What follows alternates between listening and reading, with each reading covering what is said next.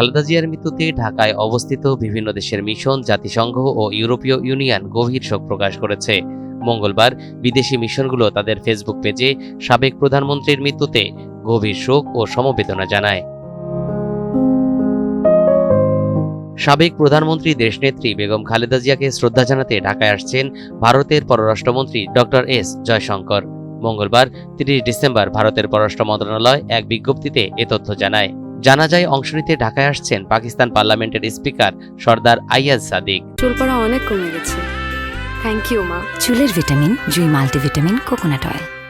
পাকিস্তানের উপপ্রধানমন্ত্রী ও পররাষ্ট্রমন্ত্রী ইসহাক দার। মঙ্গলবার ইসহাক দার তার এক্স হ্যান্ডেলে এ তথ্য জানান।